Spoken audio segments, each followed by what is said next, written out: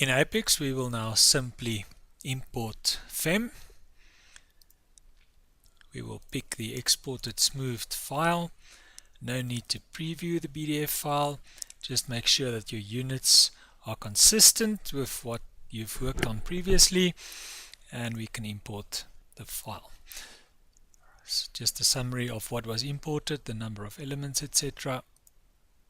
We can close this and we can see the result as we got it from the Patran results file. Maybe just hide some of the notes. Alright, so this is the FEA on which we're going to trace our geometry from. What I'll also import is the geometry file that we exported from Adams, just to have a base to work from as well. So I'll import the geometry file. And here we see the original solid. Now again, I'm not really interested in this solid per se, so I'm only interested in the mid-surface.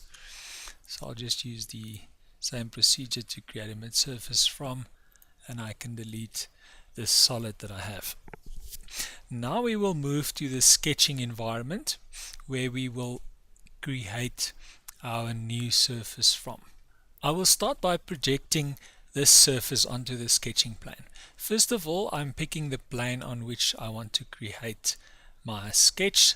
So you can either pick this global plane or this existing plane. We can now project those curves of the original surface into our new sketch. The moment we exit, it will create a new surface for us. The next thing that I'll do is to now create curves along these boundaries. There's a number of ways we can attempt to use the spline. It's not always that easy to use, or we can use straight lines and use the fillet function to round them off. Let me use an example over here where you can see it snaps to the grid. So let's just switch off snapping to the grid, and what I'll do is I'll create something more or less like this, and then use my fillet tool over here by clicking on the node, and you can see I interactively have the ability to place my fillets. So I can continue like that. That is in most cases the easiest to do it. Switch to fillet mode, click on a node,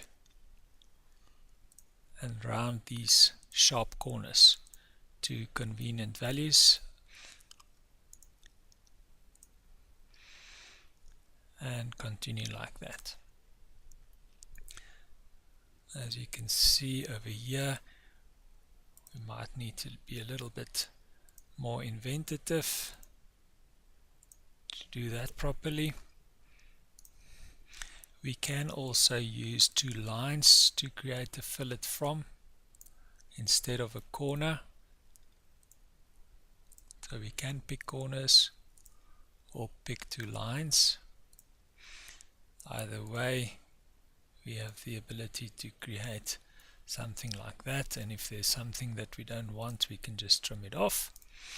Similarly, if we decide how we're going to deal with the structure in an area like this, we can do it like that. You could even create lines like this, and then again use the trim tool to get rid of what we're not interested in, and add our fillets.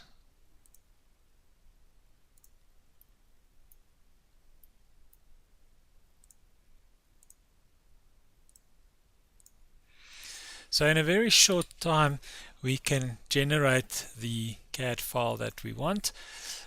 Depending on how much effort you're going to put into this, you can now complete this exercise. We can delete the original surface that we don't need anymore, and we can hide the FEA, and you might simply just need to get rid of some of these internal surfaces that were created, and we have a file. So we can continue doing that up until the point where we now are ready to extrude this into the solid dimensions that we will export back to Adams.